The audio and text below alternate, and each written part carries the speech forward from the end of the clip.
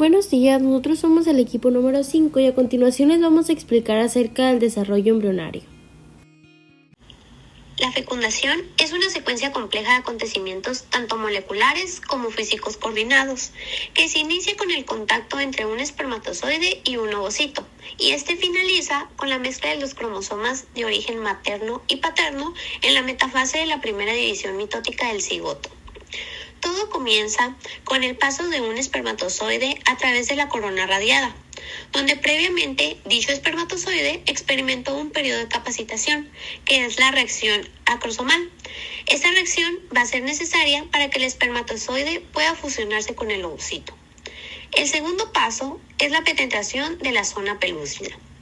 El paso de un espermatozoide a través de la zona pelúcida es la fase más importante en el inicio de la fecundación y este se va a dar gracias a la acción de unas enzimas liberadas desde el acrosoma. El tercer paso, una vez que el espermatozoide atraviesa esta zona, se produce una reacción de zona, es decir, un cambio en las propiedades de la zona pelúcida que la hace impermeable al paso de otros espermatozoides. Por último, fusión de las membranas celulares del ovocito y el espermatozoide.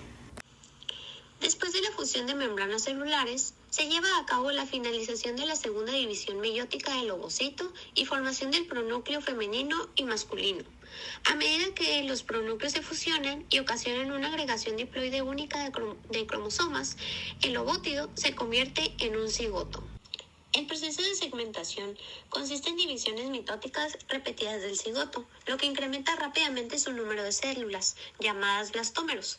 Estas células embrionarias son cada vez más pequeñas con cada división sucesiva, y esta se produce mientras el cigoto atraviesa la trompa uterina hacia el útero. La división del cigoto en blastómeros se inicia aproximadamente 30 horas después de la fecundación. El periodo de mórula se inicia en el estadio de 8 células hasta las 16 células y este finaliza con la formación del blastocisto.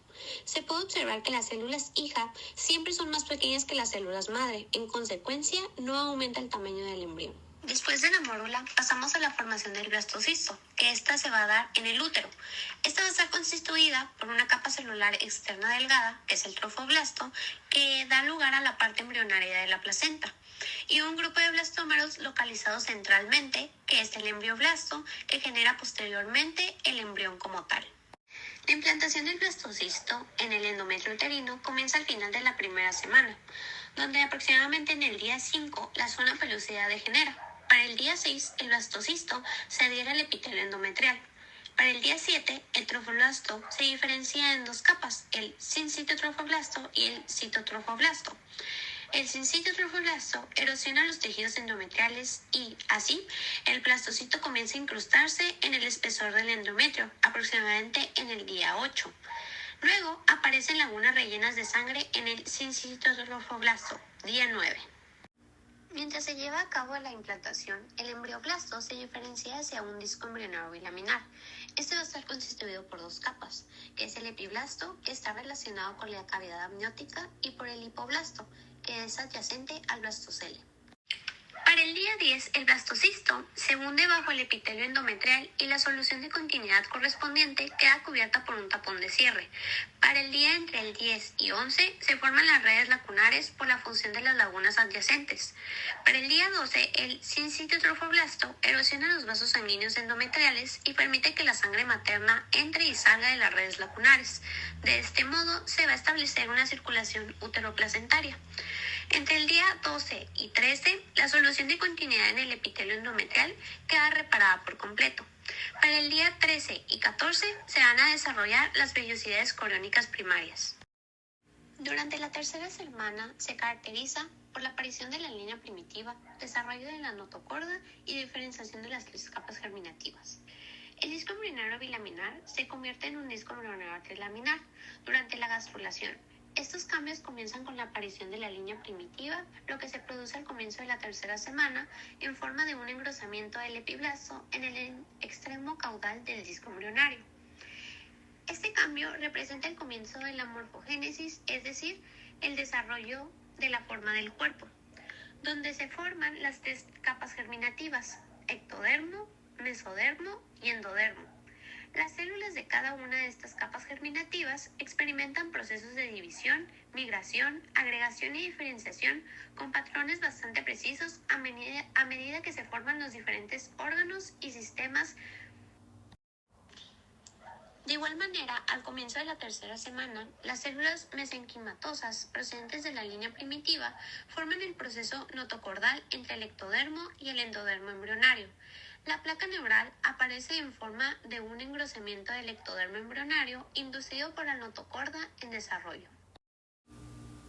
El desarrollo inicial de la placenta se caracteriza por la proliferación rápida del trofoblasto y por el desarrollo del saco coriónico y de las vellosidades coriónicas. Hacia el final de la tercera semana ya se han producido los cambios anatómicos necesarios para que tengan lugar los intercambios fisiológicos entre la madre y el embrión. Al final de la cuarta semana ya se ha establecido en la placenta una compleja red vascular que facilita los intercambios materno-embrionarios de gases, nutrientes y productos metabólicos de desecho. La placenta está formada por dos partes, una parte fetal que procede del corión velloso y una parte materna que se desarrolla a partir de la decidua basal. Estas dos partes se mantienen unidas entre sí por las vellosidades coriónicas. Las funciones de la placenta serán metabolismo, transporte de gases y nutrientes, secreción endocrina, protección y excreción. Estas extensas actividades son esenciales para mantener el embarazo y potenciar el desarrollo fetal normal. También se dará lugar al amnios, que forma un saco amniótico que contiene dicho líquido y ofrece una cobertura para el cordón umbilical. El líquido amniótico desempeña tres funciones principales: amortiguación protectora del embrión, espacio para los movimientos fetales y facilitación de la regulación de la temperatura corporal fetal. Al comienzo de la tercera semana, en el mesodermo extraembrionario de la vesícula umbilical, en el tallo embrionario y en el corión, se inician los procesos de formación de los vasos sanguíneos. Los vasos sanguíneos embrionarios comienzan a desarrollarse aproximadamente 2 días después. La formación inicial del sistema cardiovascular se correlaciona con la necesidad urgente de vasos sanguíneos que aporten al embrión tanto oxígeno como nutrientes procedentes de la circulación materna a través de la placenta. En esta imagen podemos ver un esquema correspondiente al sistema cardiovascular primitivo de un embrión aproximadamente de 21 días, donde la vena umbilical transporta sangre oxigenada y nutrientes hasta el corión, que proporciona la nutrición del embrión. Por otro lado, las arterias transportan sangre escasamente oxigenada y productos de desecho hacia las vellosidades coriónicas para su transferencia a la sangre de la madre. Al final de la tercera semana se diferencia el mesodermo paraxial, que se condensa y comienza a dividirse en cuerpos cúbicos emparejados denominados somitas. Estos se disponen en una secuencia cráneo-caudal. Estos bloques de mesodermo se localizan a cada lado del tubo neural en desarrollo.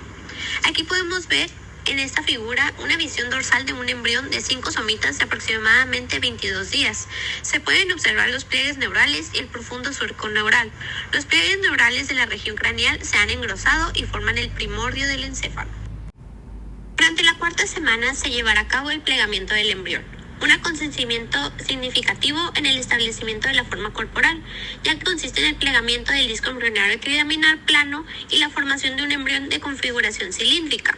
El plegamiento se produce en los planos medio y horizontal y se debe al rápido crecimiento del embrión, donde habrá un pliegue cefálico constituyendo el intestino primitivo anterior, que será primordio de la faringe, esófago y parte inferior del sistema respiratorio, y desarrollo del centro tendinoso del diafragma. También un pliegue caudal e horizontal que dará lugar al conducto onfaloentérico. En esta semana, de igual manera, se producen cambios importantes en la configuración corporal. Al principio, el embrión es una estructura casi recta que muestra entre 4 a 12 somitas que originan elevaciones evidentes en la superficie. El día 26 pueden observarse 3 pares de arcos faringeos y el cierre del neuroporo rostral.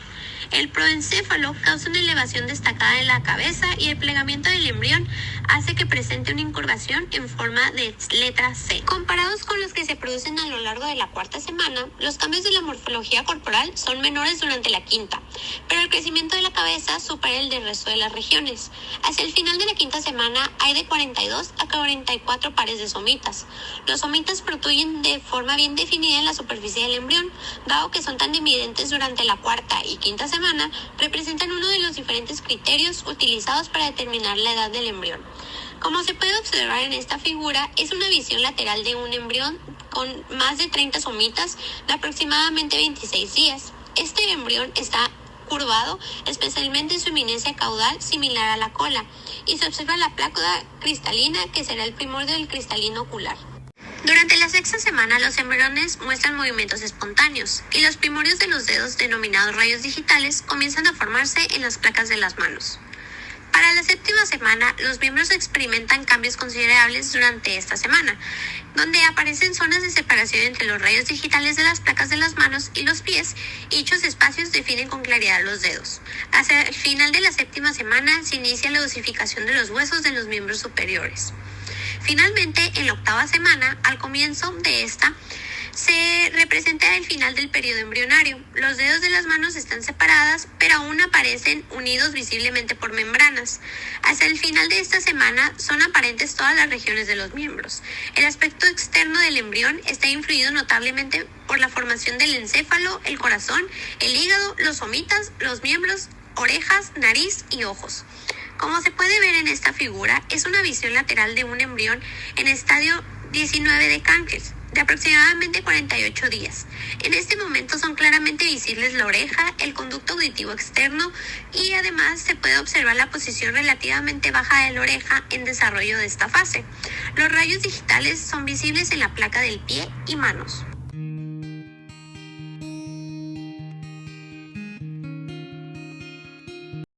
El aparato faríngeo está formado por los arcos, bolsas, surcos y membranas faríngeas. Estas estructuras embrionarias tempranas contribuyen a la formación de la cara y el cuello. De forma general, los arcos faríngeos comienzan a desarrollarse al principio de la cuarta semana, cuando las células de la cresta neural migran hacia las futuras regiones de la cabeza y el cuello. En la primera figura podemos observar 4 arcos faríngeos que explicaré en este momento. El primer par de arcos faríngeos, es decir, el esbozo de la mandíbula y el maxilar, aparece como unas elevaciones superficiales en la zona lateral a la faringe en desarrollo. Y un poco de tiempo después, a cada lado de las futuras regiones de la cabeza y el cuello, aparecen otros arcos en forma de crestas. Y hacia el final de la cuarta semana se observan externamente 4 pares de arcos faríngeos. Los arcos quinto y sexto son rudimentarios y no son visibles en la superficie del embrión. Los arcos faríngeos están separados unos de otros por las hendiduras o surcos faríngeos. Como ocurre con los arcos, las hendiduras se enumeran en una secuencia craneocaudal. El primer arco faríngeo se divide en 2 procesos, maxilar y mandibular. El maxilar origina el maxilar, el hueso cigomático y porción del vómer, y el mandibular forma la mandíbula y porción del hueso temporal. Por otro lado, el segundo arco faríngeo contribuye a la formación del hueso hioides. Además, los arcos faríngeos contribuyen en la formación de la cara, cavidades nasales, boca, laringe, faringe y cuello. Cabe destacar que un arco faríngeo está compuesto por una arteria, más el eje de cartílago, más un nervio, más un componente muscular. En el caso del primer arco, está con el quinto par craneal, que es el triquémino, el segundo con el séptimo par craneal, que es el facial, el tercero con el noveno par craneal, que es el glosofaríngeo, y el cuarto y sexto con el 10º par craneal. La faringe primitiva, derivada del intestino primitivo anterior, se amplía en sentido craneal, donde se une al estomodeo, y se estrecha en sentido caudal para unirse al esófago. Las bolsas faríngeas se desarrollan entre los arcos de manera craneocaudal.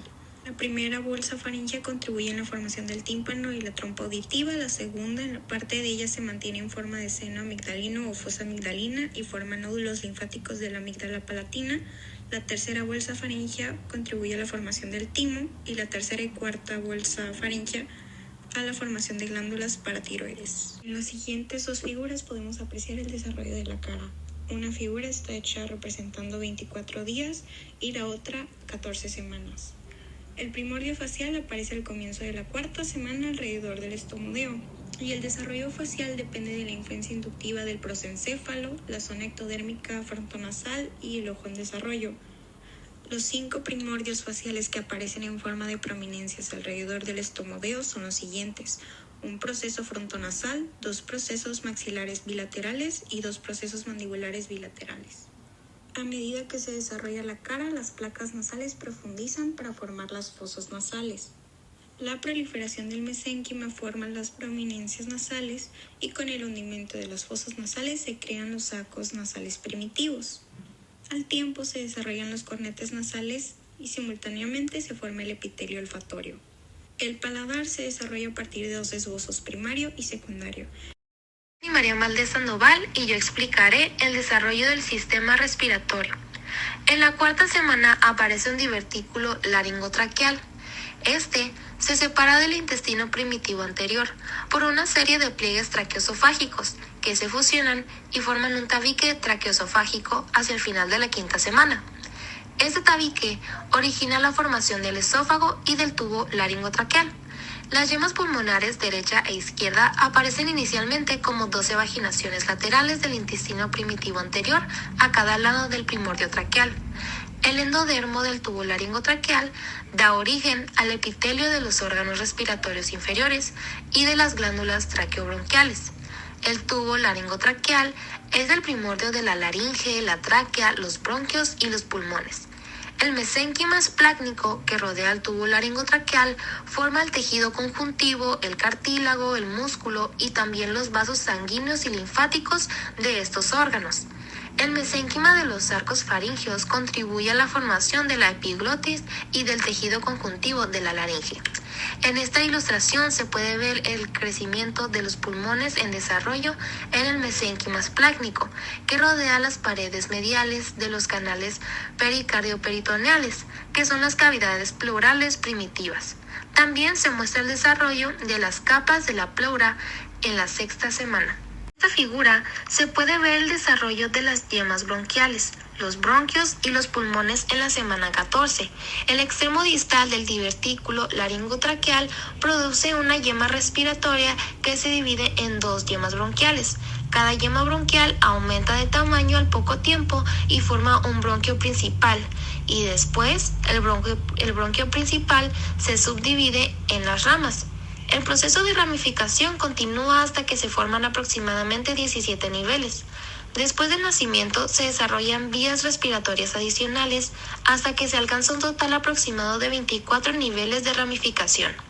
El desarrollo pulmonar se divide en 4 estadios: el pseudoglandular, de la semana 6 a la 16, el canalicular, de la semana 16 a 26, de sacos terminales, entre la semana 26 y el nacimiento, y por último el alveolar, que es entre la semana 32 y aproximadamente hasta los 8 años de edad. Hacia la semana 20 a 22, los neumocitos tipo 2 comienzan a producir surfactante pulmonar. El desarrollo del sistema alimentario. El intestino primitivo se forma a partir de la parte dorsal de la vesícula umbilical, que queda incorporada en el embrión. El endodermo del intestino primitivo origina el revestimiento epitelial del tubo digestivo.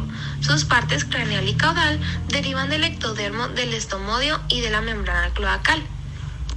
Los componentes del músculo y el tejido conjuntivo del tubo digestivo proceden del mesénquima esplácnico, que rodea el intestino primitivo. El intestino primitivo anterior da origen a las siguientes estructuras: a la faringe, a la parte inferior del sistema respiratorio, esófago, estómago, a la parte proximal del duodeno, hígado, páncreas y aparato biliar. Al comienzo de la cuarta semana empieza a desarrollarse el duodeno a partir de la porción caudal del intestino primitivo anterior. También al comienzo de la cuarta semana, el divertículo hepático, que es el primordio del hígado, la vesícula biliar y el sistema ductal biliar, es una vaginación del revestimiento epitelial endodérmico del sistema del intestino primitivo anterior. Los cordones de células hepáticas epiteliales se desarrollan a partir del divertículo hepático y crecen en el septo transverso. Entre las capas del mesenterio ventral, que proceden del septo transverso, las células primordiales se diferencian hacia la formación de los tejidos hepático y del revestimiento de los conductos del sistema biliar. Durante la cuarta semana aparece una dilatación ligera, que indica la localización del primordio del estómago.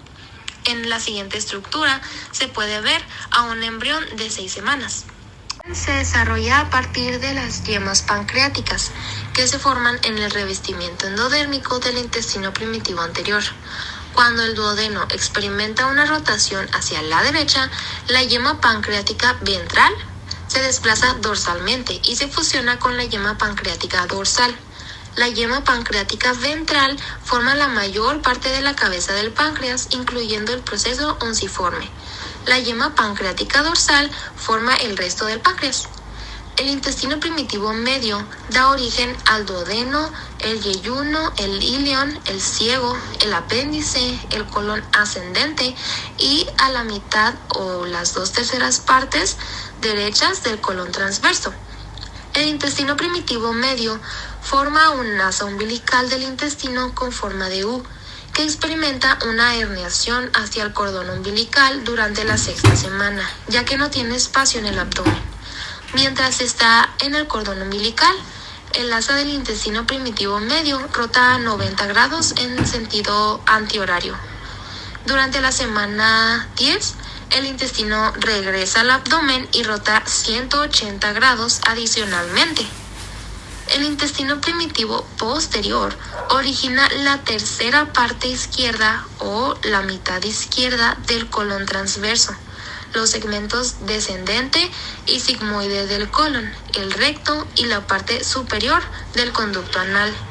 La parte inferior del conducto anal se desarrolla a partir de la fosa anal. La parte caudal del intestino primitivo posterior divide la cloaca en el seno urogenital y el recto. El seno urogenital da lugar a la vejiga y la uretra. El recto y la parte superior del conducto anal están separados del exterior por el tapón epitelial. Esta masa de células epiteliales desaparece hacia el final de la 8ª semana. Hola, yo soy Ana Valeria Enríquez Ochoa y voy a hablar acerca del sistema urogenital.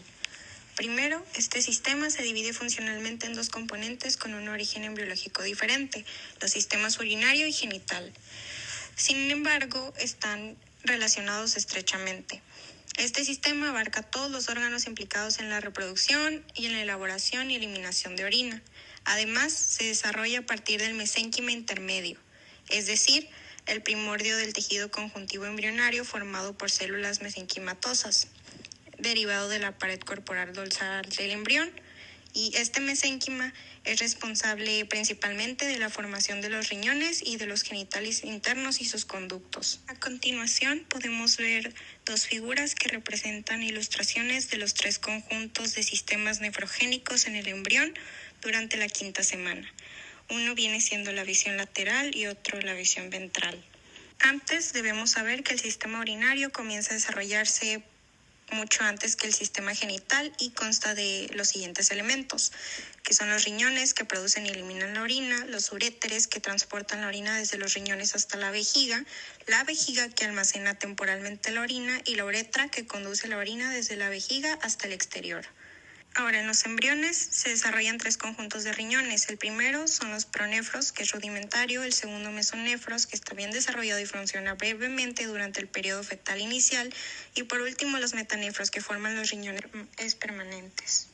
Los pronefros son estructuras bilaterales y transitorias que aparecen al comienzo de la 4ª semana y se representan por unos pocos grupos celulares y estructuras tubulares en la región del cuello. Los conductos pronéfricos discurren caudalmente y se abren en la cloaca, la cámara en la cual vacían el intestino primitivo posterior y la alantoides. Mesonefros son órganos excretores grandes y alargados que aparecen al final de la 4ª semana caudalmente al pronefros. Los órganos mesonéfricos funcionan como riñones provisionales durante unas 4 semanas hasta que los riñones permanentes se desarrollan y adquieren su función. Los metanefros o primordios de los riñones permanentes comienzan a desarrollarse en la 5ª semana y empiezan a funcionar aproximadamente unas 4 semanas después. La formación de la orina continúa a lo largo de toda la vida fetal y la orina se excreta a la cavidad amniótica y pasa a formar parte del líquido amniótico. Ahora, en las siguientes 2 figuras podemos ver una ilustración un poco más clara sobre las cosas por las que se desarrollan los riñones, que son estas 2 estructuras, la yema ureteral, que es un divertículo metanéfrico, y el blastema metanefrogénico, que es una masa metanéfrica de mesénquima. La yema ureteral es un divertículo o evaginación que surge del conducto mesonéfrico cerca de su entrada en la cloaca, y el blastema metanefrogénico deriva de la parte caudal del cordón nefrogénico. A medida que la yema ureteral aumenta de longitud, se introduce en el blastema metanéfrico, que es la masa metanéfrica de mesénquima. El tallo de la yema ureteral se convierte en el uréter Y la parte craneal de la yema ureteral experimenta un proceso repetitivo de ramificación por el cual la yema se diferencia hacia los túbulos colectores. El extremo de cada túbulo colector arqueado induce la formación de pequeñas vesículas metanéfricas a partir de grupos de células mesenquimales del blastema metanefrogénico. Cabe recalcar que también el blastema metanefrogénico da lugar a las nefronas. El asa de la nefrona junto con el glomérulo y su cápsula forman la nefrona en sí. Si ponemos más atención a la imagen o a las figuras, podemos ver de mejor forma el desarrollo del riñón permanente. Hay una visión lateral de un embrión de 5 semanas que pues muestra la yema ureteral, el primordio del metanefros y las fases sucesivas en el desarrollo de la yema ureteral de la 5ª a la 8ª semana. Se puede observar el desarrollo del riñón, el uréter, pelvis renal, cálices y tubos colectores. Para continuar, en la siguiente figura podemos observar que a medida que los riñones se reubican o ascienden, están irrigados por arterias de niveles sucesivamente más altos y que los cilios de los riñones adquieren una dirección anteromedial. Podemos observar las gónadas, los riñones, la glándula suprarrenal, la aorta, el uréter, entre otras estructuras. Inicialmente, los riñones permanentes primitivos se sitúan muy próximos entre sí en la pelvis por delante del sacro. El sistema genital se desarrolla estrechamente asociado al sistema urinario.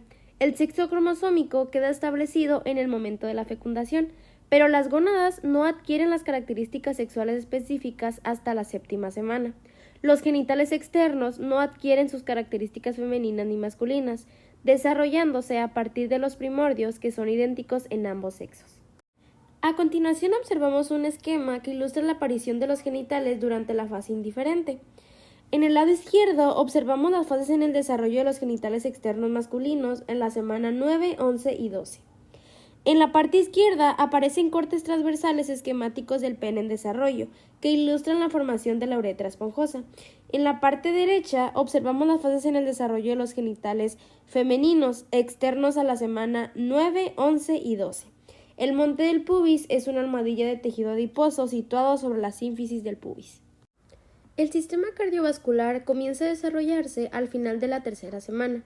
El corazón primitivo comienza a latir al principio de la 4ª semana. Las células mesenquimales procedentes del mesodermo esplácnico proliferan y forman grupos celulares aislados que al poco tiempo se convierten en 2 tubos cardíacos, que después se unen y forman el sistema nervioso vascular primitivo. El mesodermo esplácnico que rodea el tubo cardíaco forma lo que es el miocardio primitivo. En esta pieza observamos el aspecto ventral del corazón a la 5ª semana. Encontramos arterias de los arcos faringios, tronco arterioso, bulbo cardíaco y ventrículo. Esta es una representación esquemática del trayecto de la vena umbilical desde el cordón umbilical hasta el hígado. El sistema linfático comienza a desarrollarse a final de la 6ª semana, asociado con el sistema venoso. Por último, observamos el tronco común que se divide en la aorta y en el tronco pulmonar corto. Este es el corazón de un lactante. Mi nombre es Dulce Jocelyn Espinosa Pérez y les voy a explicar las figuras que utilizamos para representar el sistema esquelético. Bueno, primero que nada voy a decir así muy general de dónde derivan los componentes más importantes del sistema esquelético. Bueno, el sistema esquelético como tal se desarrolla a partir del mesénquima que procede del mesodermo y de la cresta neural. Para el desarrollo de la mayoría de los huesos, el mesénquima condensado experimenta un proceso de condrificación con formación de modelos de hueso cartilaginoso. Estos centros de osificación aparecen hacia el final del periodo embrionario y los huesos experimentan más adelante osificación endocondral. También algunos huesos, como los huesos planos del cráneo, se desarrollan mediante un proceso de osificación intramembranosa. La columna vertebral y las costillas se desarrollan a partir de células mesenquimatosas que son procedentes de las somitas. El cráneo en desarrollo, como ya sabemos, consta de un neurocráneo y un viscerocráneo. Cada uno consta de sus componentes membranosos y cartilaginosos. El neurocráneo forma la bóveda craneal y el viscerocráneo forma el esqueleto de la cara. Después, el esqueleto apendicular se desarrolla a partir de la osificación endocondral de los modelos de hueso cartilaginoso que se forman en el mesénquima de los miembros en desarrollo. Y las articulaciones se desarrollan a partir del mesénquima intersonal que queda entre los primordios de los huesos. Un corte frontal esquemático del embrión en el que se observa que el cuerpo vertebral se forma a partir de las mitades caudal y craneal de 2 masas de esclerotomos sucesivas. En este punto, las arterias intrasegmentarias cruzan los cuerpos de las vértebras y los nervios raquídeos se sitúan en las vértebras. La notocorda se degenera excepto en la región del disco intervertebral donde se forma el núcleo pulposo. Y bueno, aquí podemos ver cómo está señalada la notocorda. Puse una línea puntada imaginaria que representa el lugar que tenía la notocorda antes de degradarse. Después vemos el disco intervertebral que está formado por la expansión de la notocorda. Esto ocurre alrededor de la 5ª semana. Posteriormente vemos el núcleo pulposo, que es el disco gelatinoso del disco intervertebral. Después el anillo fibroso, que junto al núcleo pulposo pues forman el disco intervertebral. De color amarillo están los nervios raquídeos que, como había dicho anteriormente, se sitúan en las vértebras. Aquí tenemos otra figura donde se muestra la base cartilaginosa del cráneo formada por la fusión de varios cartílagos. Esto estaría ocurriendo a las 12 semanas. Podemos observar al ala mayor, el ala menor y el cuerpo del hueso esfenoides. Este hueso constituye la mayor parte de la porción media de la base del cráneo y contribuye a la formación del piso de la fosa craneal media. Después vemos a la parte petrosa del hueso temporal, que está entre el hueso esfenoides y el hueso occipital, y su función más adelante será proteger las estructuras del oído medio y el oído interno. También vemos al agujero magno. Esta estructura es importante ya que más adelante va a permitir que se establezca la comunicación entre la cavidad craneal y el canal raquídeo por el cual transita la médula espinal. Aquí tenemos un esquema del miembro superior de un embrión. Para llegar a esto, los primordios mesenquimales experimentan procesos de condrificación y de osificación para formar los huesos. Avanzada la 6ª semana, se muestran los modelos cartilaginosos completos de los huesos del miembro superior, como podemos ver en este esquema. Bueno, aquí señalé cada una de las estructuras que forman al miembro superior. Podemos ver la escápula, el húmero, el radio, el cúbito, los huesos del carpo, los metacarpianos y las falanges. El desarrollo del músculo se va a producir mediante la formación de los mioblastos. Estos van a proliferar para formar los miocitos. El músculo esquelético va a proceder de las regiones de los miotomos de las somitas. Los músculos de la cabeza y del cuello van a proceder del mesenquima de los arcos faringios. Más adelante, los músculos de los miembros se van a desarrollar a partir de las células precursoras miogénicas que rodean a los huesos en los miembros. Y finalmente, el músculo cardíaco y la mayor parte del músculo liso proceden del mesodermo esplácnico. Es un embrión de 6 semanas en el que se muestran las regiones del miotomo de las somitas que van a originar pues los músculos esqueléticos. Aquí señalé cada una de las partes. Primero los miotomos preópticos, que estos van a originar los músculos extrínsecos del ojo. Los miotomos occipitales, que van a formar el músculo de la lengua. Después los miotomos cervicales, que van a desarrollar los músculos escalenos, prevertebrales, genilloideo e infrayoideo. Los miotomos torácicos, que van a dar lugar a los músculos flexores, lateral y ventral de la columna vertebral. Posteriormente, los miotomos lumbares van a formar el músculo cuadrado lumbar. Y finalmente, los miotomos caudales en regresión, o también llamados miotomos acrococcígeos. Estos van a originar los músculos del diafragma pélvico, estriados del ano y órganos sexuales. Después tenemos a esta figura que es como la continuación de la figura anterior, pero más desarrollada. La anterior era de un embrión de 6 semanas y este es de 8 semanas.